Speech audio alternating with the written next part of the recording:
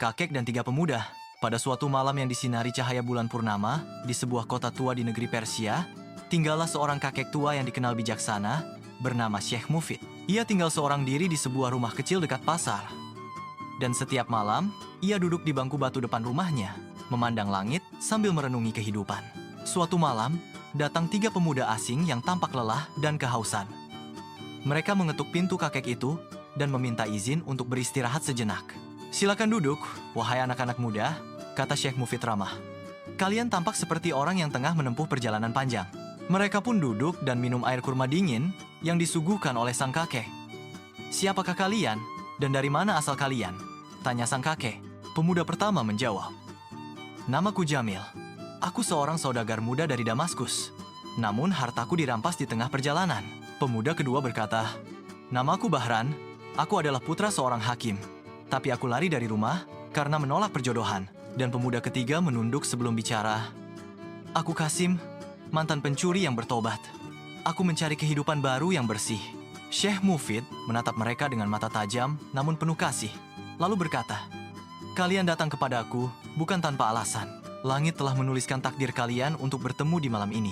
Ketiga pemuda saling berpandangan, heran dan penasaran. Syekh Mufid melanjutkan, "Aku akan memberikan kalian masing-masing satu teka-teki. Siapa yang bisa menjawab dengan hati yang jujur, akan kutunjukkan jalan menuju takdir terbaiknya. Tapi siapa yang berbohong, ia akan kembali kepada nasib lamanya." Ketiganya menyanggupi teka-teki Syekh Mufid kepada Jamil sang saudagar muda. Syekh bertanya, "Jika engkau menemukan emas di jalan, dan di saat yang sama melihat anak kecil kelaparan di sisi lain, manakah yang akan kau ambil lebih dulu?" Jamil termenung, lalu berkata, "Aku akan menolong anak itu dahulu. Emas bisa dicari lagi, tapi nyawa tidak."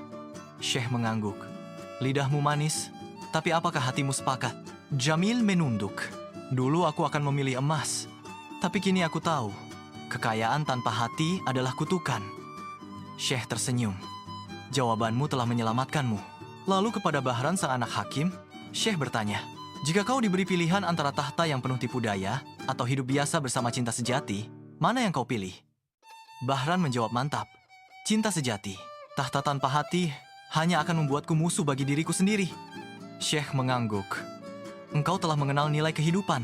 Terakhir, kepada Kasim sang mantan pencuri, Syekh bertanya, "Jika engkau melihat harta yang bisa kau ambil tanpa seorang pun tahu, akankah kau ambil atau kau tinggalkan?"